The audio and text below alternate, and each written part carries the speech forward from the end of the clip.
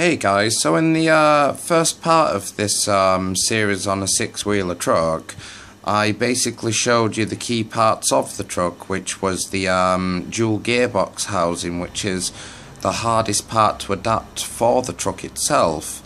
And if you have managed to get to the housings, cut them up and then stick them together type thing, as I showed in the other video, then you'll now be able to get those, get that modified gearbox with the dual axles coming out of them and put them in a truck and then do the rest of it. So here's what I did is I took my modified gearbox for the back, and then with the housings that go around it, which look like these, the other side of this doesn't have this bit on. It's just a small square and looks kind of like that, and that's perfect because one axle can come out of there and you've already got a space. But the other one, unfortunately, didn't have the hole at the back. It was just blank. It was, you know, blanked off as it was a back piece. It was one of these type pieces where there's no space for it to come out. So what I did there is I simply cut the inside out and then just gave it enough room, and then I bolted all the parts at the top and the bottom of it. And that worked charm. Once you've got your modified gearbox and you put it in this housing and you put the other side on and then screwed them, bolted them to the base plate, you'll find that your gearbox won't go anywhere. It'll be solid and it'll be compressed between these two, and once they're bolted together, because there's bolts that go through these, then what you'll find is it'll be solid in place.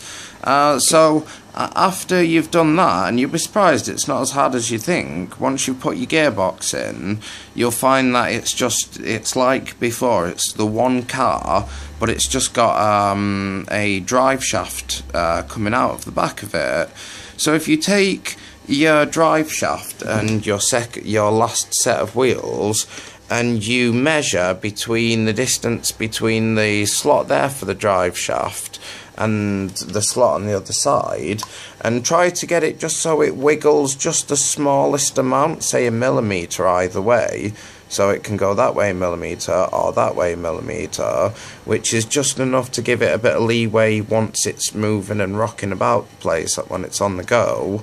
And once you've measured it out, literally I cut up the second base chassis of the second buggy with a Dremel drill saw. Took me a while with a cutting blade, but I got through it in the end.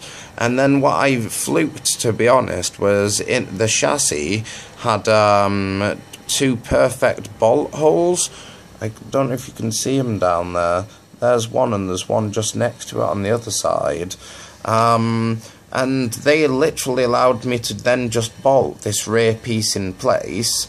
I'd already measured the rear axle space needed for there, and then I could drop this metal bar down over this reinforcement piece here. So I just need to bolt this one in place because it's still loose, and then I'll see if I can bolt that in place, because you can see I might just get away with kind of getting an attachment on there or something, getting it solid.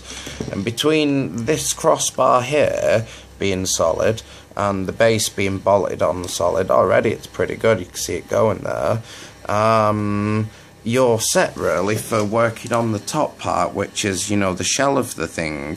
So I just wanted to stop before I started working on the shell and putting all the pieces back in, like the engine, the muffler system, the top chassis parts, because I thought that as it is now, you know, you can have a look, and if you are wanting to build one, you know, you can see it without it being, you know, having loads of stuff in the way from little supports and stuff that I'll now add on.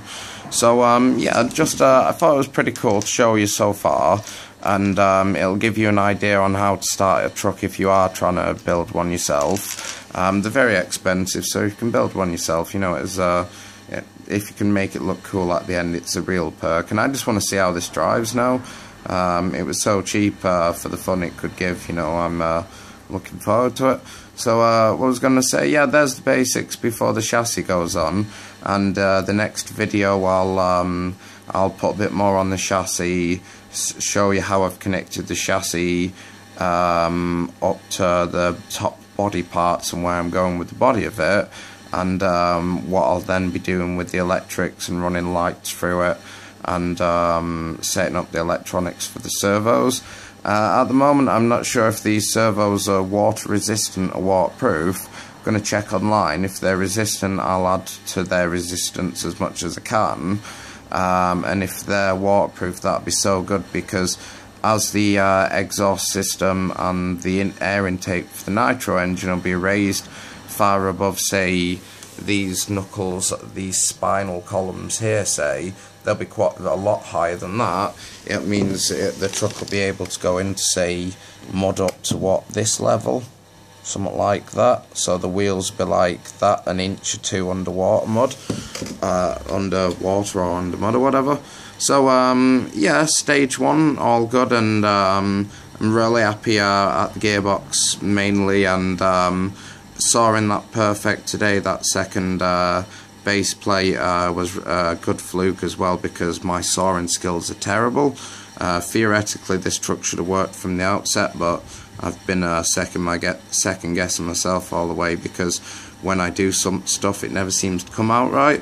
What I have learned is, because I can't cut straight lines to save my life, I cut a line, a very dodgy line, slightly further on than what I want it to be, and then I get the Henry paper and sand it down. And I've done that so far with all the pieces of this truck, and what I found is they fit perfectly, because sand it down a bit, doesn't fit, go back to it, sand it down a bit more, doesn't fit, go back to it, keep doing that, perfect, job's good, and fits perfectly, rather than just nearly, it just fits bob on. And it gives you a solid structure, because it came solid, this truck, so I'd like to finish it as a six-wheeler, so I can literally drop it on the floor from at least you know, say shoulder height. So I want it really tough, to be honest. So yeah, I hope it helps, and I'll catch us around, and keep an eye out for the next part and installment for this truck. It's probably my most fun thing yet. It's got 3 drive shafts in, 6 wheels, and it seems to be working. So jam an engine in that and get it going, and see how cool it looks outside in the mud and stuff. Really looking forward to seeing the traction on this stuff, as it's got 6-wheel independent drive, which is pretty awesome in itself. So thanks guys, and I'll see you later. See yous.